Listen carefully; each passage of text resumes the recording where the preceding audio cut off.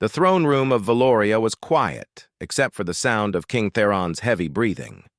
He sat on his crystal throne, staring at the holographic map floating before him. Red markers covered most of the display.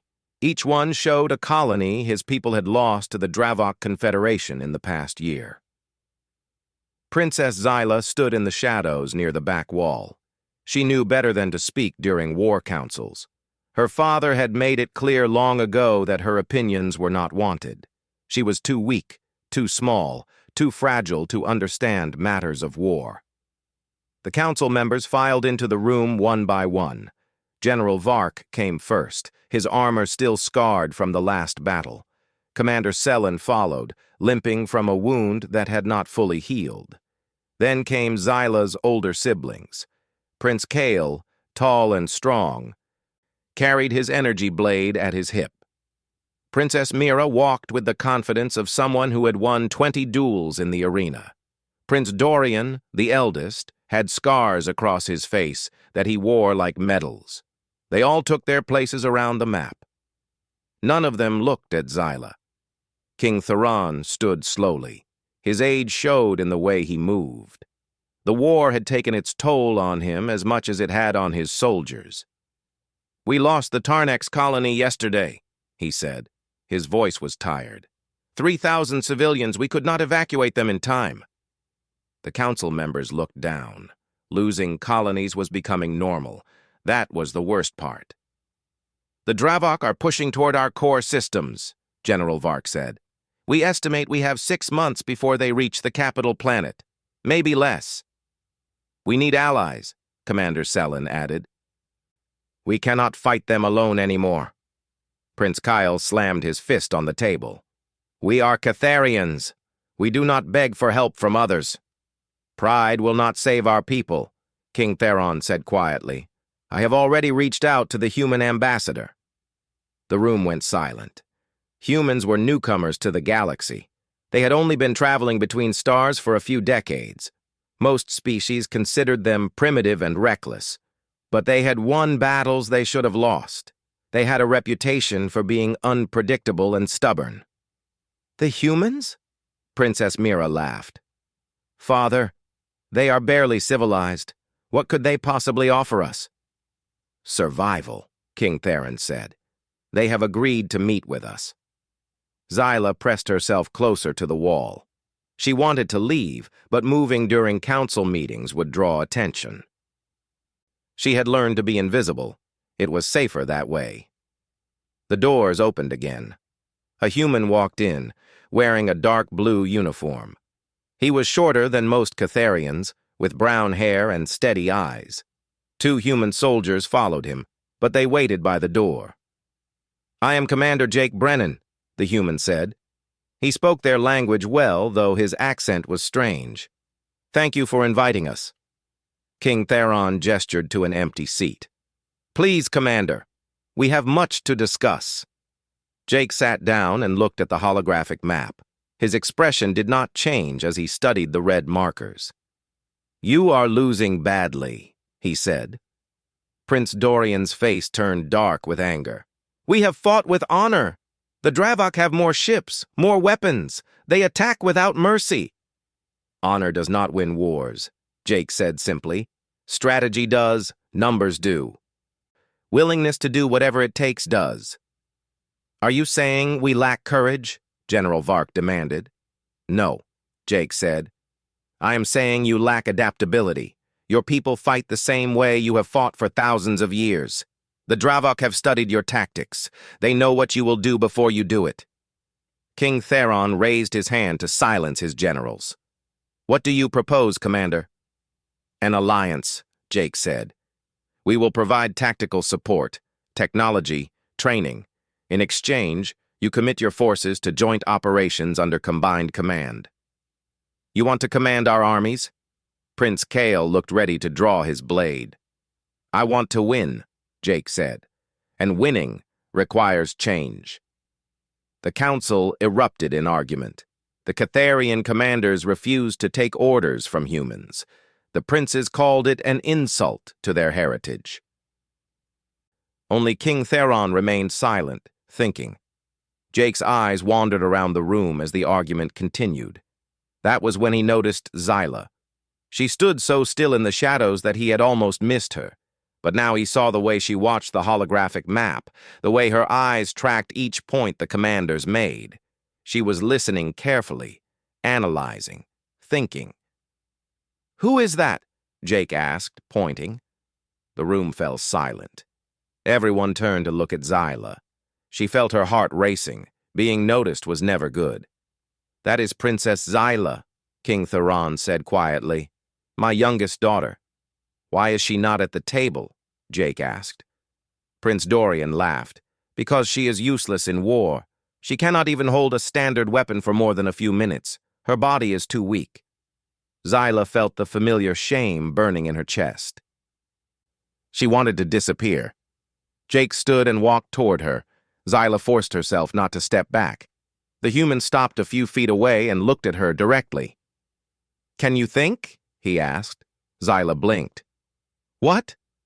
Can you think? Can you analyze problems? Can you learn?" Yes," Zyla said carefully. Jake nodded and turned back to the king. "I have a proposal, a different kind of alliance." King Theron frowned. "What do you mean?" "Send her with me," Jake said, pointing at Zyla. "Let her live with humans for 1 year. Let us train her. If we can make her useful, if we can help her find her strength, then you commit your forces to our alliance. If we fail, you owe us nothing. Keep her safe, and we will still offer limited support as friends, not allies."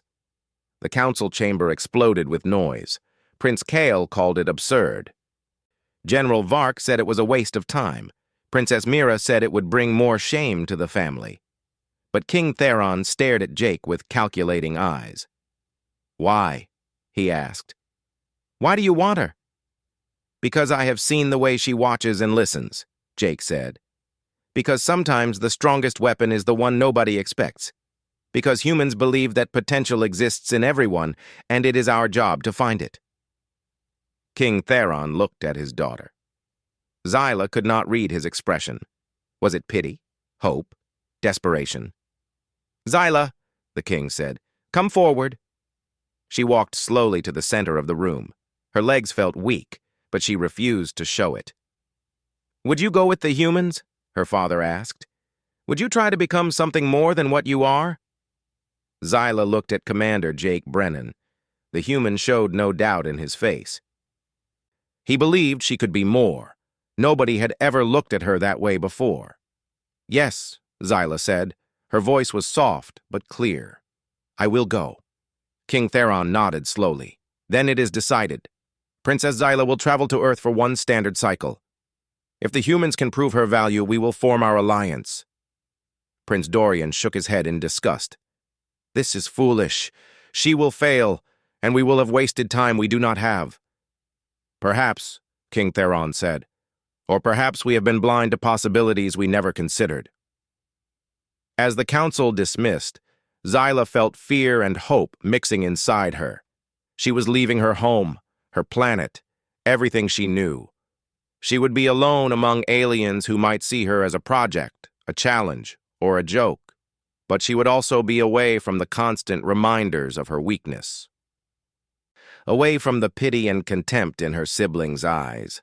Away from the shame that had followed her since birth.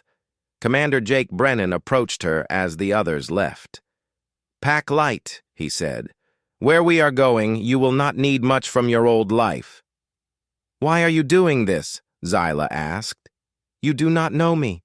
I might truly be useless." Jake smiled. It was not a mocking smile.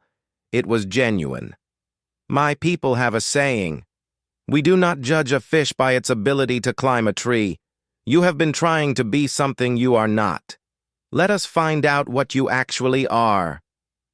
Zyla nodded, not trusting herself to speak. For the first time in her life, someone was offering her a chance to be more than the weak princess. She would not waste it.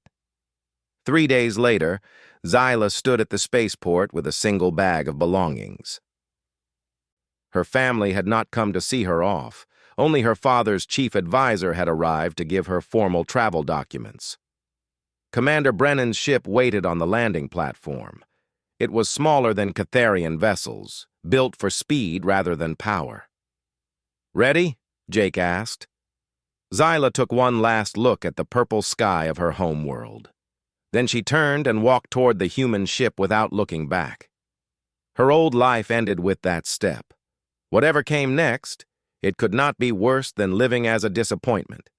And if the humans could teach her to be strong in a way her people never imagined, then maybe, just maybe, she could finally prove she was worth something.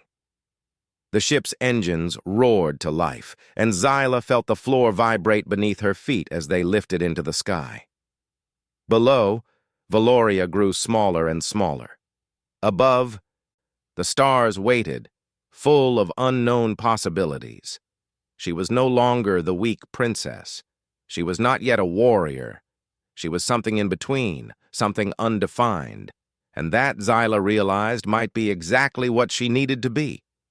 The first thing Zyla noticed about Earth was the weight.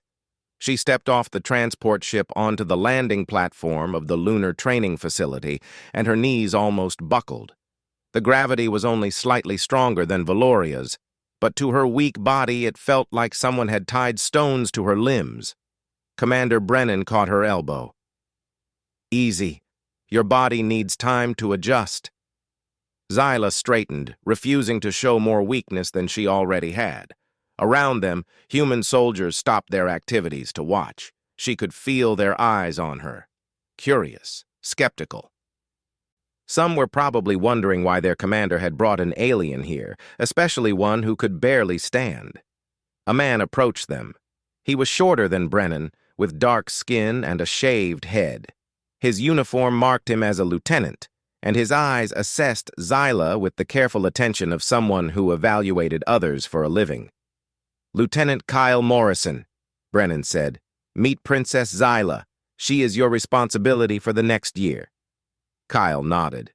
"Welcome to Earth, Princess." "Just Zyla," she said. The title felt empty here.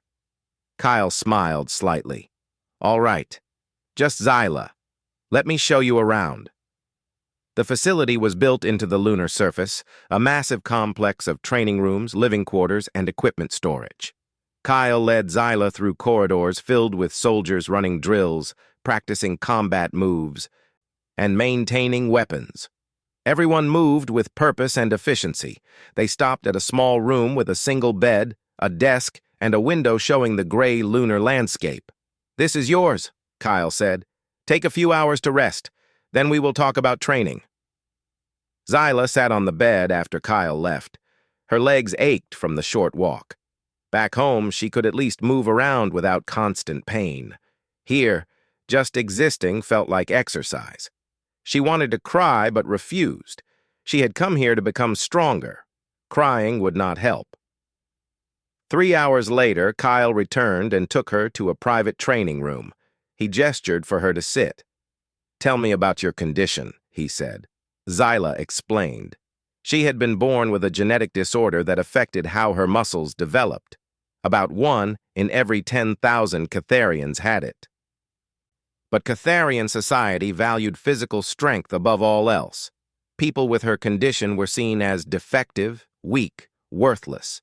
There was no research into helping them because they were not worth the effort. Kyle listened without interrupting. When she finished, he nodded. "So your people decided you were broken and gave up on you," he said. "Yes," Zyla said quietly. "That was stupid of them," Kyle said. He stood and pulled up a holographic display. "Let me tell you something about humans. We are not the strongest species in the galaxy. We are not the fastest. We do not have the best technology or the longest lives. But we are very good at adapting. We look at problems and find solutions. We look at weaknesses and figure out how to work around them." He showed her images of humans throughout history. Soldiers who had lost limbs and learned to fight with mechanical replacements. Athletes who competed despite physical disabilities. Scientists who made discoveries even when their bodies failed them. "We do not define people by what they cannot do," Kyle said. "We define them by what they choose to do despite their limitations." Zyla felt something shift inside her. Back home, everyone had focused on what she lacked. Nobody had ever asked what she could do. "So what can I do?" she asked. Kyle grinned. "That is what we are going to find out." The first week was brutal. Kyle started with basic physical assessment. Zyla could not do a single standard push-up. She could not run for more than a minute without gasping. Her grip strength was weak. By every normal measure, she failed, but Kyle did not seem disappointed. He took notes, measured her capabilities, and began designing a training program specifically for her. "Your people tried to make you strong like them," Kyle explained. "That will never work. Your body is different, so we train it differently." Instead of heavy weights, he gave her resistance bands. Instead of long runs, he taught her short bursts of movement. Instead of forcing her muscles to grow beyond their capacity, he taught her to use what she had with maximum efficiency. He also taught her about leverage. In a demonstration, Kyle, who was larger and stronger than Zyla, showed her how someone small could defeat someone big using the right techniques. He threw her gently at first, then showed her how to do the same to him. When she successfully used his own momentum to flip him onto the mat, she stared at her hands in amazement. "Physical strength is just one type of strength," Kyle said from the ground. "You will never beat most opponents in a direct contest of power, so we teach you not to fight that way." The second week, Kyle introduced her to human martial arts. He started with Brazilian Jiu-Jitsu, a fighting style designed for smaller people to defeat larger ones. Zyla struggled at first. Her weak grip made it hard to hold positions. Her low endurance meant she tired quickly. But Kyle was patient. He broke down each move into smaller parts. He showed her how to use her legs instead of her arms when possible. He taught her that positioning mattered more than strength. "Every fight is a conversation," Kyle said during one session. "Your opponent makes a move. You respond. They adjust. You adapt. The person who adapts faster usually wins." Zyla began to understand. Fighting was not just about hitting hard. It was about thinking, reading your opponent, staying calm, finding openings. By the third week, she could spar with some of the smaller human trainees. She lost most matches, but she was learning. More importantly, she was not giving up. Kyle also taught her to shoot. Catharian weapons were heavy energy rifles designed for soldiers in full armor. Zyla had never been able to hold one steady. But human weapons came in many sizes and styles. Kyle gave her a compact pistol, lightweight and designed for precision rather than power. He taught her to breathe, to squeeze the trigger smoothly, to use her steady hands as an advantage. At the shooting range, Zyla discovered something surprising. Her hands did not shake. Her eyesight was sharp. When she focused, she could hit targets that some of the soldiers missed. "You have a gift for accuracy," Kyle said, watching her place 5 shots in a tight cluster. "That is rare. We will build on it." The fourth week brought a new element to training. Kyle sat her down with a computer and gave her access to human military history. "Physical training is only part of becoming a warrior," he said. "You also need to understand strategy and tactics." Zyla read about famous battles.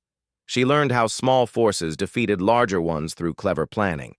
She studied guerrilla warfare, where weaker armies won by avoiding direct confrontation.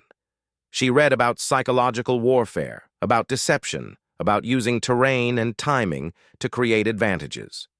She discovered something that fascinated her. Humans did not fight fair. They fought to win. If they could not beat an enemy with strength, they used tricks, traps, ambushes, and misdirection. There was no shame in it. Victory was what mattered. This was completely different from Catharian culture. Her people valued honor in combat.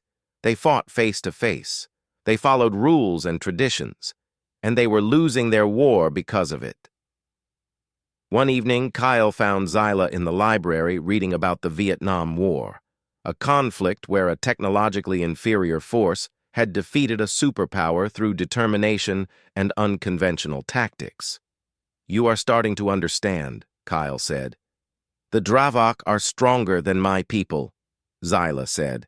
"They have more ships, more weapons, but they fight in predictable ways. If we could make them fight on our terms instead of theirs—" "Now you are thinking like a human," Kyle said. By the end of the first month, Zyla's body had adapted to Earth's gravity.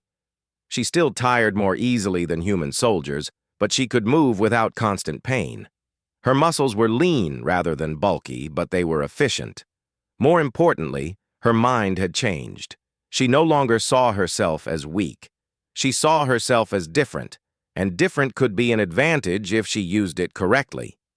Kyle began teaching her about human technology.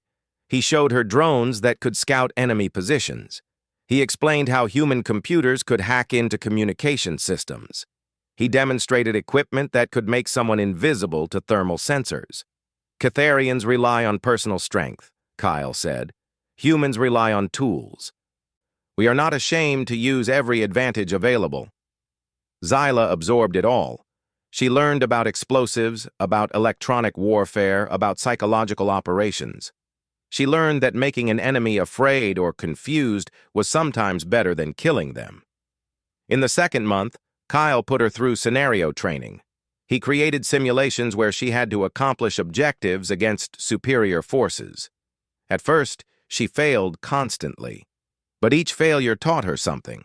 She learned that sometimes the best move was to retreat and regroup. She learned that information was as valuable as firepower. She learned that making an enemy waste resources chasing false targets was a victory in itself.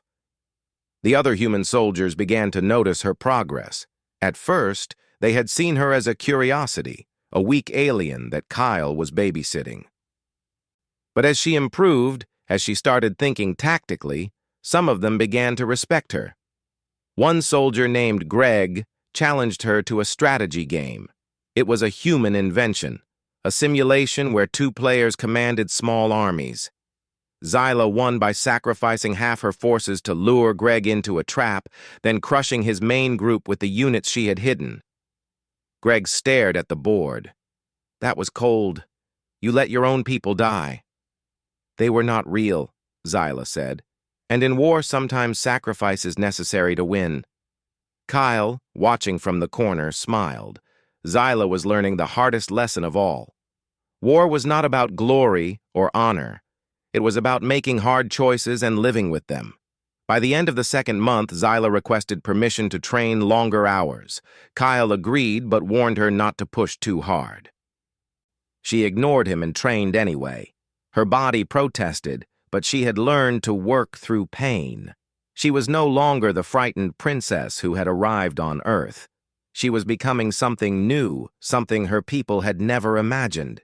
She was becoming a warrior who fought with her mind as much as her body. And she was just getting started.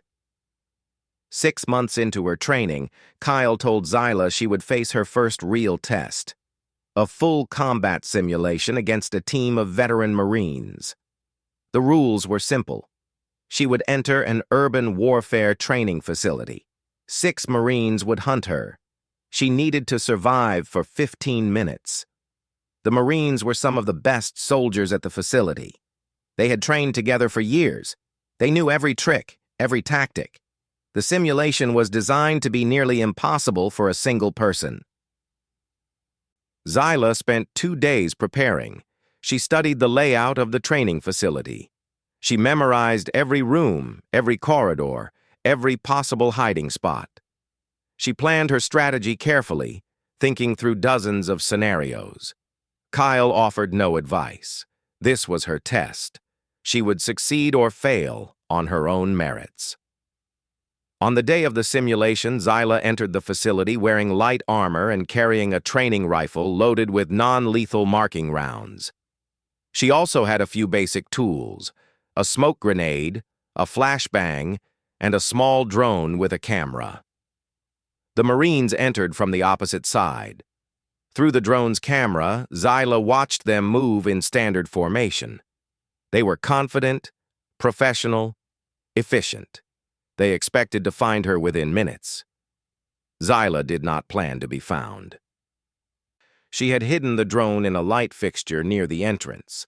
As the Marines moved deeper into the facility, she tracked their movements. She noted their patterns. The point man checked corners carefully. The team leader gave hand signals. They moved like a well-oiled machine. But machines were predictable. Zyla set her first trap in a narrow corridor.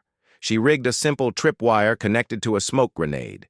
Then she found a position on the floor above, lying flat behind a concrete barrier with her rifle aimed at the corridor below. The Marine's point man triggered the wire. Smoke filled the corridor. The team halted, confused but not panicking. They had trained for this. What they had not trained for was the precise shots that came from above. Zyla put marking rounds into 2 Marines before they could locate her position. The rounds marked them as eliminated from the simulation. She was already moving before they returned fire. The advantage of being small and light was speed. She could slip through spaces quickly and quietly. 4 Marines left, 13 minutes remaining. Zyla used the facility's layout to her advantage. She knew where the Marines would likely go next. There were only so many routes to search. She stayed ahead of them, setting up and abandoning positions quickly. In a stairwell, she used the flashbang. The Marines were climbing toward her when the blinding light and noise disoriented them. Zyla descended from above, using cables she had rigged earlier. She eliminated 1 more Marine with marking rounds before disappearing again. 3 Marines, 9 minutes. The remaining Marines were frustrated now. Their confidence had turned to caution. They moved more slowly, checking every corner twice. The team leader called for them to regroup and change tactics. Zyla listened to their communications through the drone's audio pickup. She knew exactly where they were and what they planned to do. She led them into a large room with multiple exits. The Marines entered carefully, scanning for threats. Zyla was not in the room. She was outside, having locked the doors remotely using skills Kyle had taught her. For 30 seconds, the Marines were trapped. It was not long, but it did not need to be. Zyla moved to her final position and waited. When the Marines finally escaped and resumed searching, they were angry and unfocused. They made mistakes. They split up slightly. 1 Marine moved too far ahead of the others. Zyla eliminated him from concealment. 2 left, 3 minutes. The final 2 Marines knew they were beaten. They could not find her, and time was running out. They tried one last push, moving aggressively toward where they thought she might be hiding. Zyla was exactly where they expected, in a corner office with limited exits. The Marines burst through the door, weapons ready. The room was empty. Zyla dropped from the ceiling tiles behind them and marked them both before they could turn around. The simulation ended with a loud buzzer. 45 minutes. She had not just survived. She had won. The Marines removed their helmets. The team leader, a woman named Lisa, looked at Zyla with surprise. "How?" Lisa asked. "We have done this simulation dozens of times. Nobody has ever eliminated the entire team." "You fought as a team," Zyla said. "Teams are predictable. I fought as someone who had less strength and less numbers, so I used what I had: information, planning, patience." The Marines looked at each other. Then Lisa smiled and extended her hand. "That was impressive. You made us look like rookies." Word of the simulation spread quickly through the facility. Soldiers who had seen Zyla as a weak alien began to see her differently. She had beaten experienced Marines using nothing but tactics and determination. Kyle found her that evening in the training room. She was practicing hand-to-hand combat moves against a training dummy. "You did well today," he said. "I got lucky," Zyla replied. "Luck is preparation meeting opportunity," Kyle said. "You prepared better than they did." "That was not luck. That was skill." Zyla stopped and looked at him. "I could not have done this 6 months ago. I could not have imagined doing this 6 months ago." No, Kyle agreed. 6 months ago, you were trying to be something you are not. Now, you are becoming something new. The training intensified after the simulation. Kyle introduced Zyla to more advanced concepts. He taught her about military strategy on a larger scale. Not just individual combat, but coordinating multiple units, managing resources, thinking several moves ahead like a chess player. He also brought in specialists. A cyber warfare expert taught Zyla how to hack into computer systems. An intelligence analyst showed her how to gather and interpret information. A psychological warfare specialist explained how to break enemy morale without firing a shot. Zyla absorbed everything. Her mind, which had always been sharp but underutilized, finally had challenges worthy of it. She began to see patterns others missed. She could look at a battle plan and immediately spot weaknesses. She could predict how enemies would react to certain actions. One day, Commander Brennan visited the facility. He watched Zyla lead a group of human soldiers through a tactical exercise. She moved them like pieces on a board, using their strengths, covering their weaknesses, adapting to changing situations. After the exercise, Brennan pulled Kyle aside. "She has changed completely." "She has not changed," Kyle said. "She has become who she was always meant to be. Her people tried to force her into a mold that did not fit. We gave her the freedom to discover her own path." "Can she help her people win their war?" Brennan asked. Kyle watched Zyla reviewing the exercise with the soldiers, pointing out what worked and what could improve. The soldiers listened to her carefully. They respected her. "She can do more than help them win," Kyle said. "She can change how they think about war entirely." The final months of training focused on leadership. Zyla learned how to command, how to inspire, how to make difficult decisions. Kyle put her in charge of training exercises, forcing her to lead human soldiers who had more experience than she did. It was hard.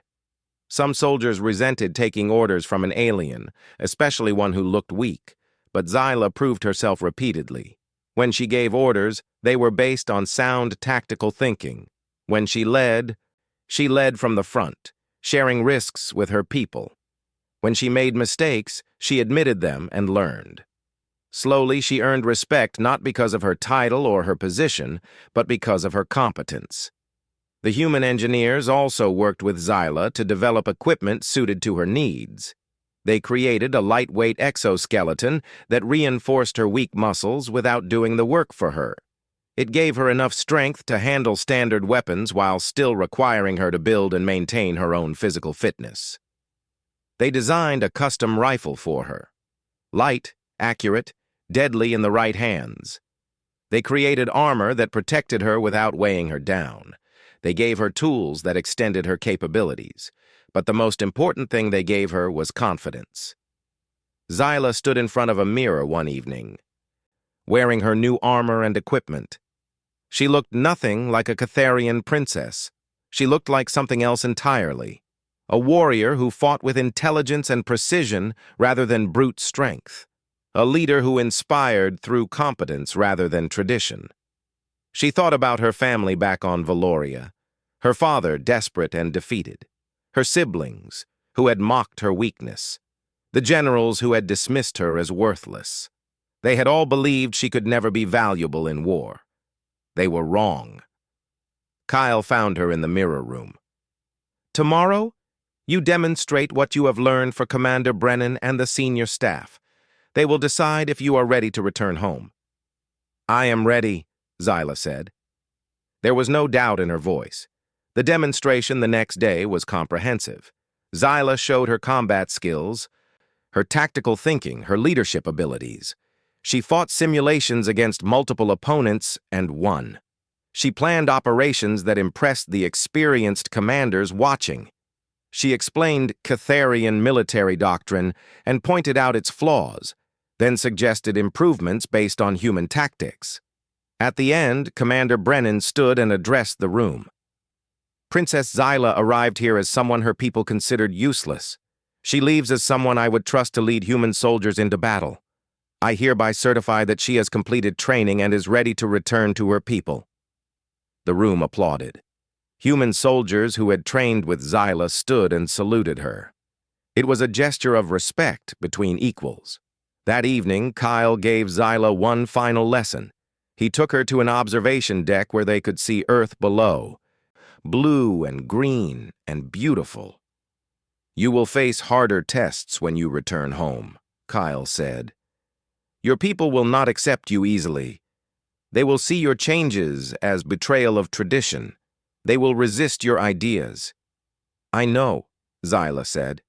"Remember what you learned here," Kyle continued. "Strength comes in many forms. The strongest warrior is not the one who wins every fight easily.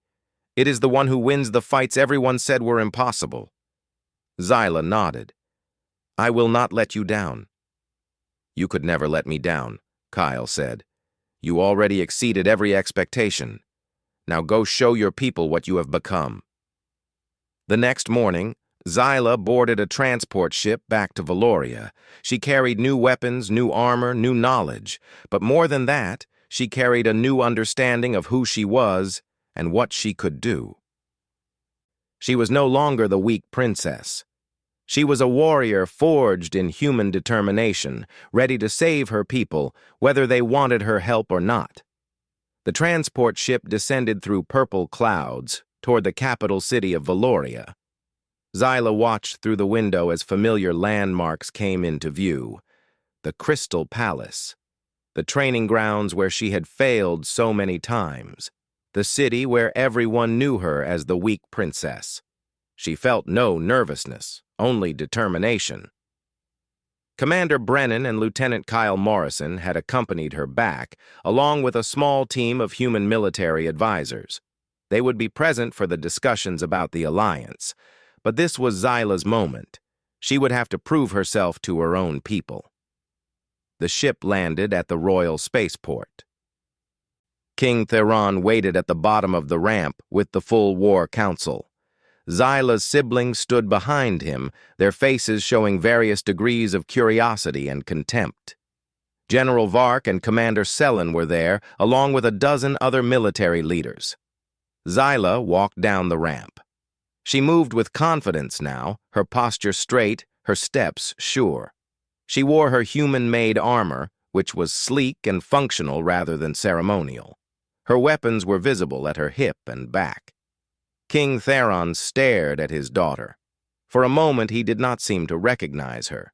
The frail, timid girl who had left a year ago had been replaced by someone who moved like a soldier and looked at the world with sharp, calculating eyes. "Father," Xyla said, bowing slightly, not the deep bow of submission she had given before, but the respectful nod of one military leader to another. "Xyla," the king said slowly, "you have changed." "I have learned," she replied. Prince Kael stepped forward, looking at her new equipment with disdain. "You dress like a human now. You have abandoned our traditions." "I have expanded beyond our traditions," Xyla corrected. "There is a difference." Princess Mira laughed. "You spent a year playing soldier with the humans. That does not make you a warrior. You are still weak, just wearing a costume now." Xyla met her sister's eyes calmly. "If you believe that, you are welcome to test me in the training arena. I will face you tomorrow at noon." The crowd murmured. Mira was one of the finest duelists in the kingdom. She had never lost a formal challenge. For Xyla to challenge her was either courage or foolishness. Mira smiled coldly. "Accepted. I look forward to reminding you of your place." King Theron raised his hand for silence. "There will be time for such matters later. First, we have much to discuss. The war has worsened in your absence, Xyla. The Dravok have taken 4 more colonies. We are running out of time." The council gathered in the throne room. Xyla was given a seat at the table for the first time in her life. She noticed the looks from the generals. They were humoring her, letting her sit with them because the humans had requested it. They did not take her seriously. General Vark presented the current military situation. It was dire. The Catharian forces were down to 60% of their original strength. The Dravok were preparing for a final push toward the capital planet. At current rates, the kingdom would fall within 4 months. "We need the human alliance," Commander Selen said. "But we also need to maintain our honor. We cannot simply hand over command of our forces to aliens." Commander Brennan spoke. "We are not asking for unconditional command. We are proposing a joint operation structure. But we have one requirement. Princess Zyla must be involved in strategic planning. She has trained with us for a year. She understands both Catharian and human tactics. She is uniquely positioned to coordinate between our forces." Prince Dorian slammed his hand on the table. "This is absurd. She knows nothing of real war. She has played games in human training facilities. That is not the same as actual combat." "Then let me show you," Zyla said quietly. She stood and activated a holographic display. She had spent the journey from Earth studying the latest intelligence on the Dravok forces. Now she presented her analysis. She pointed to the holographic map showing Dravok positions. "The enemy has extended their supply lines significantly. They are overconfident because of their recent victories. Here, and here are their main supply depots. They are poorly defended because the Dravok believe we lack the capability to strike that deep into their territory." General Vark frowned. "We do lack that capability. Our forces cannot penetrate their defensive lines." "Not if we fight the way we always fight," Zyla agreed. "But what if we stop fighting that way?" She explained her plan. Instead of engaging the Dravok in direct combat where they were strongest, she proposed a series of coordinated strikes against their infrastructure. Small teams would infiltrate their territory using stealth technology. They would destroy supply depots, communication hubs, and command centers. Meanwhile, the main Catharian forces would appear to retreat, drawing the Dravok forward into overextended positions. The council members were silent. Then General Vark spoke. "This is cowardice. We do not hide and ambush. We fight with honor, face to face." "Your honor is costing you the war," Zyla said bluntly. "The Dravok do not care about your traditions. They care about winning. If we want to survive, we must be willing to fight smarter, not just harder." Prince Kale stood angrily. "You have been corrupted by human thinking. You would have us abandon everything that makes us Catharian." "I would have us survive," Zyla said. "What good are traditions if everyone who follows them is dead?" The room erupted in argument. Half the council refused to consider Zyla's plan. They called it dishonorable, un-Catharian, a betrayal of their warrior heritage. The other half, led by King Theron, were desperate enough to consider anything. Commander Brennan stood. "Let me be clear. If you reject this approach, the human alliance is off. We will not commit our forces to a losing strategy. We will help you evacuate civilians if it comes to that, but we will not fight a war we know cannot be won." The room went silent. Without the human alliance, the kingdom was doomed. But accepting it meant accepting Zyla's ideas, which went against everything they believed. King Theron looked at his daughter. She met his gaze without flinching. He saw something in her eyes he had never seen before, absolute confidence, not arrogance, but the certainty of someone who knew their capabilities and had proven them. "We will consider your plan," the king said finally, "but first you will face your sister tomorrow in the arena. If you lose, the council will have proof that human training cannot overcome fundamental weakness. If you win—" He paused. "If you win, I will give serious thought to your strategies." Zyla nodded. "I understand." The council dismissed. As people filed out, Kyle approached Zyla. "That could have gone better," he said quietly. "They are afraid," Zyla replied. "Change is always frightening, especially when it challenges core beliefs, but fear will not save them. Only adaptation will. That evening, Zyla returned to her old quarters in the palace. Nothing had changed. Her room still contained the books she had read as a child, the simple furniture, the window overlooking the training grounds where she had watched her siblings practice. She stood at that window now, watching the sunset. Tomorrow she would fight her sister, not to prove she was strong in the Catharian way, but to prove that there were other ways to be strong. Prince Dorian entered without knocking. He looked at her with an expression she could not read. "You should withdraw from the duel," he said. "Mira will destroy you. It will be humiliating." "Perhaps," Zyla said. "Or perhaps she will be surprised." Dorian shook his head. "You have changed. I do not know if that change is good or bad, but you are no longer the sister I knew." "That sister was never allowed to be herself," Zyla said. "The humans gave me permission to discover who I really am." "And who are you?" Dorian asked. Zyla turned from the window. "Tomorrow everyone will find out." The next day the arena was packed. Word of the duel had spread throughout the capital. Everyone wanted to see the weak princess face her warrior sister. Most expected a quick, embarrassing defeat for Zyla. Some hoped to see her prove herself. A few, very few, believed she might actually win. Zyla entered the arena wearing her armor. She carried her custom rifle and sidearm. The crowd murmured when they saw her equipment. Catharian duels were traditionally fought with energy blades. Bringing guns seemed like an admission that she could not fight properly. Princess Mira entered from the opposite side. She wore traditional combat armor and carried a glowing energy blade. She looked confident, almost bored. The duel master, an old warrior named Goron, stood between them. "This is a formal challenge. Combat continues until one fighter yields or cannot continue. Do both parties understand?"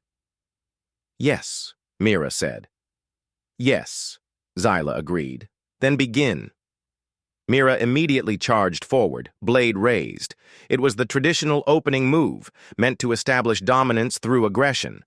The crowd expected Zyla to retreat or attempt to block. Instead, Zyla dropped a smoke grenade and rolled sideways. The arena filled with thick smoke. Mira stopped, confused. She could not see her opponent. A marking round hit Mira's shoulder from the smoke. Then another hit her leg. They were not lethal shots, but they made the point. If this were real combat, Mira would be injured. The smoke cleared. Zyla stood on the opposite side of the arena, rifle aimed. Mira's face showed anger now.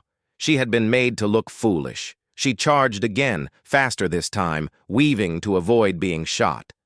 Zyla fired several more rounds, forcing Mira to dodge and change direction. Each shot was precisely placed to herd Mira toward a specific section of the arena. Mira did not realize she was being manipulated. When Mira finally closed the distance, she swung her blade in a devastating arc. Zyla was not there. She had timed her movement perfectly, rolling under the swing and coming up behind her sister. Before Mira could turn, Zyla swept her legs out from under her using a move Kyle had taught her. Mira hit the ground hard. Zyla pinned her with leverage holds, using her sister's own size and momentum against her. Mira struggled, but could not break free.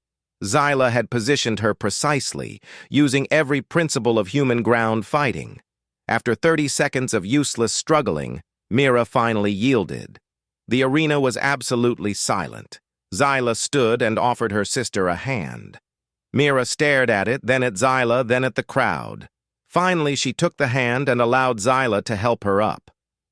"You did not fight with honor," Mira said quietly. "I fought to win," Zyla replied. "There is a difference." The crowd erupted. Some cheered. Others shouted insults. Everyone had an opinion, but nobody could deny what they had seen. The weak princess had defeated one of their finest warriors without landing a single blade strike. King Theron stood in the royal box. He raised his hand, and silence fell. "I have made my decision," he announced. Princess Zyla will be given command of a special operations force. She will implement her strategies. We will see if human methods can save Catharian lives." The council members looked shocked. Some protested. But the king's word was final. Zyla had proven herself the only way her people understood, through combat.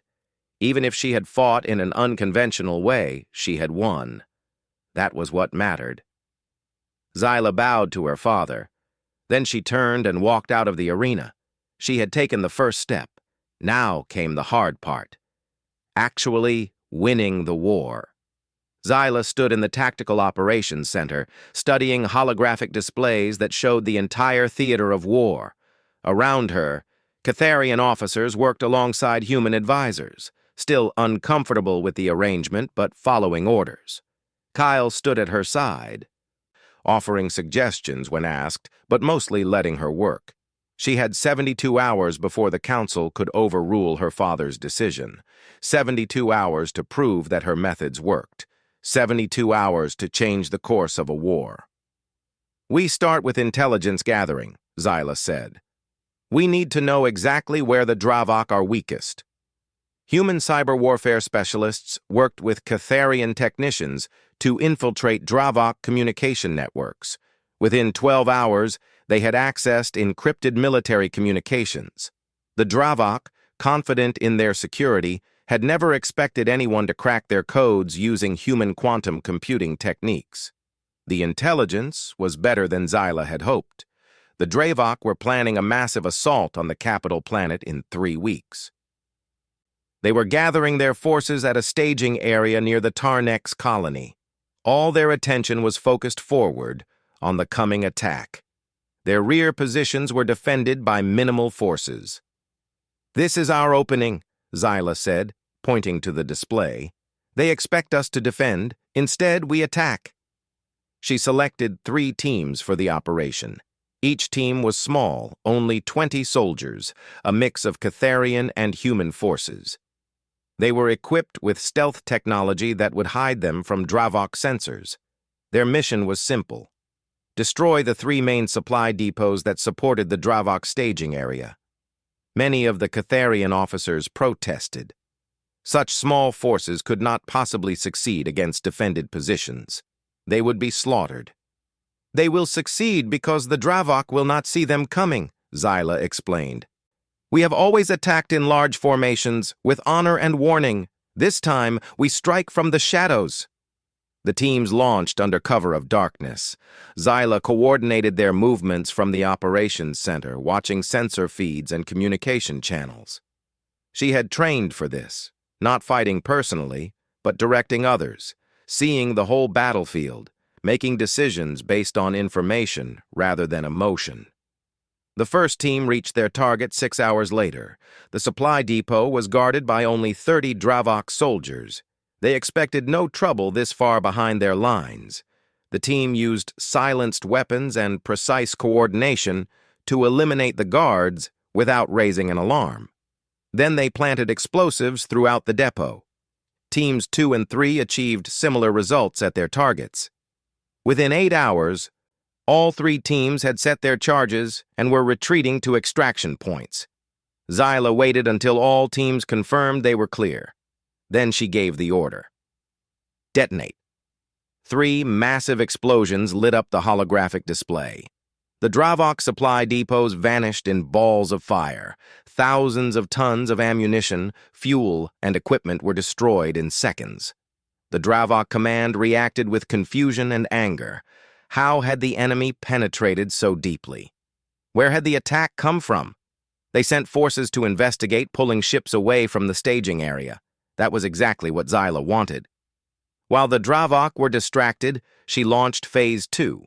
Catharian warships, using human-designed electronic warfare systems, jammed Dravok communications. Suddenly, the Dravok fleet could not coordinate. Individual commanders received contradictory orders or no orders at all.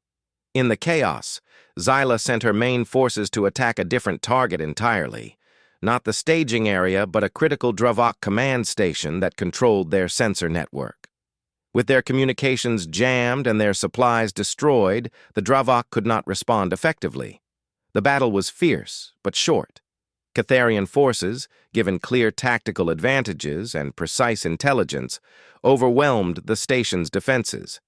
They captured it within 3 hours. With control of the Dravok sensor network, Zyla could now see everything, every ship position, every troop movement, every vulnerability. The Dravok were fighting blind while she could see perfectly. King Theron watched the operation from the palace. So did the entire War Council. They saw Catharian forces winning battles without massive casualties. They saw small teams achieving what large armies had failed to accomplish. They saw the Dravok, who had seemed invincible, suddenly scrambling to defend themselves. General Vark approached Zyla in the operations center. "I doubted you," he said quietly. "I believed you were weak. I was wrong."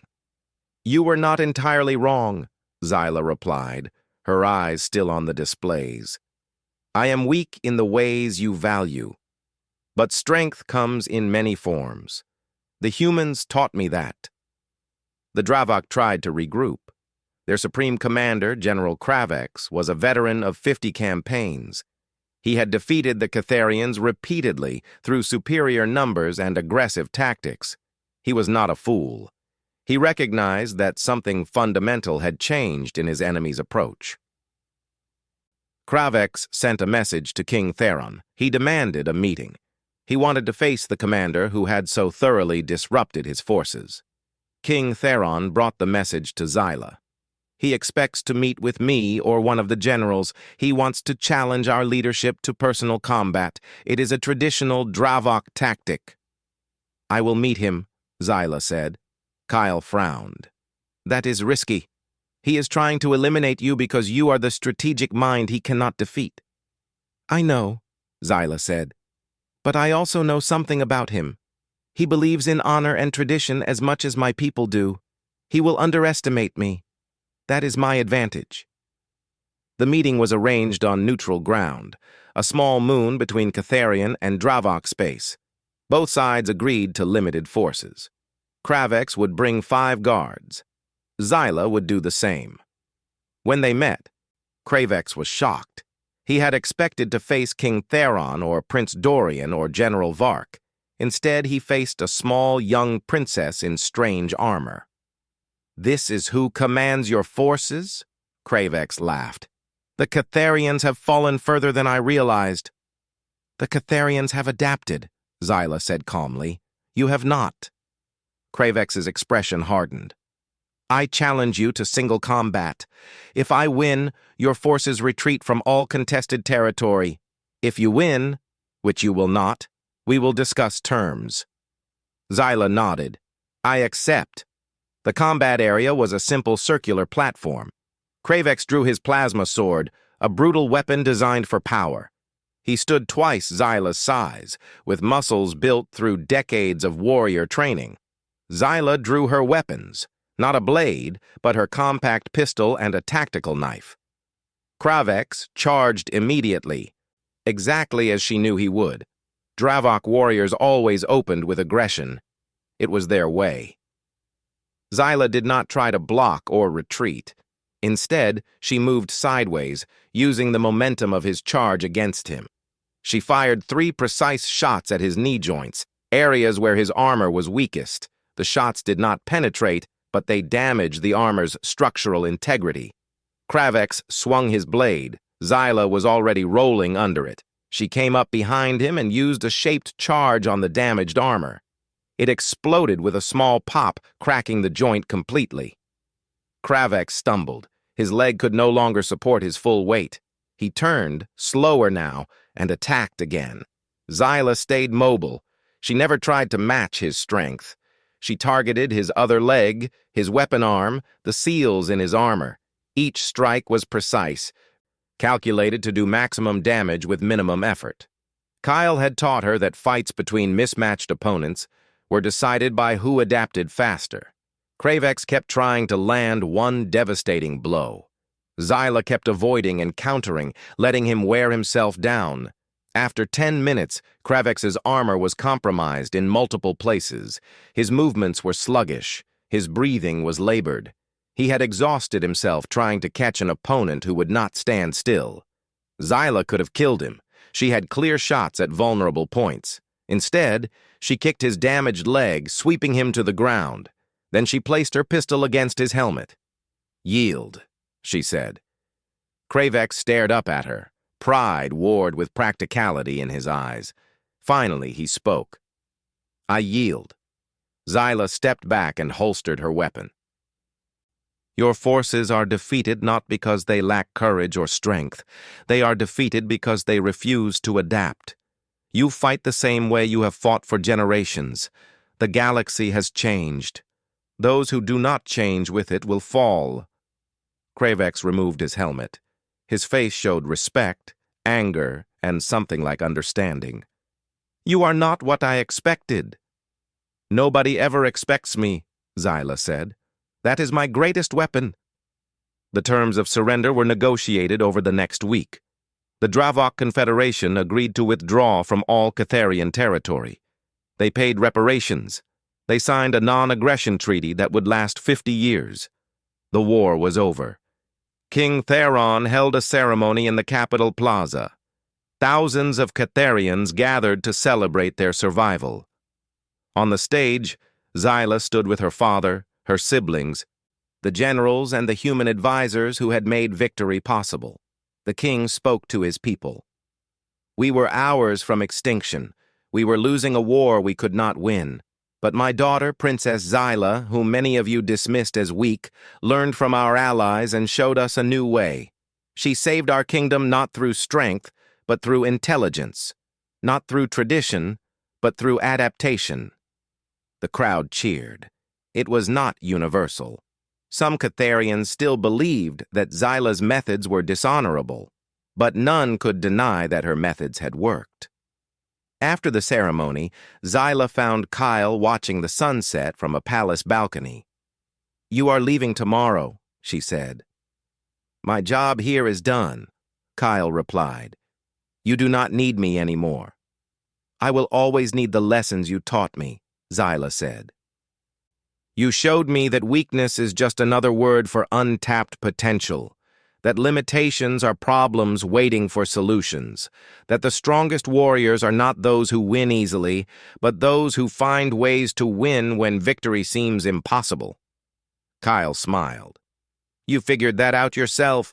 I just gave you permission to look for it." "Will I see you again?" Xyla asked. "Maybe," Kyle said. "The galaxy is large, but humans have a habit of showing up where they are needed." The next day, the human ships departed. Commander Brennan and Kyle stood on the bridge of their transport, watching Valoria shrink in the view screen. "She will change their entire civilization," Brennan said. "She already has," Kyle replied. "The question is whether they will accept the change." Back on Valoria, King Theron called Xyla to the throne room. When she arrived, he was alone. "I am making you crown princess," he said. "You will inherit the throne when I die." Xyla was stunned. "Father, Dorian is the eldest. Tradition says he should rule." "Tradition also says you should be worthless," Theron replied. "Tradition nearly destroyed us. You saved us by breaking tradition. Now I break it by naming you heir." "The council will protest," Xyla said. "Let them," Theron said. "You defeated the Dravok. You changed how we think about war. Most importantly, you proved that our old ways of measuring worth were wrong. If we are to survive in this galaxy, we need leaders who can adapt. You are that leader." Xyla bowed deeply. "I will not disappoint you." "You already made me more proud than I can express," her father said. "Now go. You have a kingdom to prepare for." Xyla left the throne room and walked through the palace halls. Servants bowed to her. Guards saluted. People who had once pitied her now looked at her with respect. She thought about the frightened girl who had left Valoria a year ago, convinced she was worthless. That girl was gone. In her place was a warrior who had learned that strength was not about what you could lift or how hard you could hit. Strength was about adaptation, intelligence, determination, and the courage to redefine yourself. The weak had inherited their world, not through becoming strong in the old ways, but by discovering that weakness was just another perspective on potential, and potential, properly developed, could change everything. Zyla stood on the balcony overlooking the city, her people. They had given up on her once. She had proven them wrong. Now she would lead them into a future where being different was not a disadvantage but an opportunity. The humans had taught her well. Now it was time to teach her people the same lessons. The war was over, but the real work was just beginning.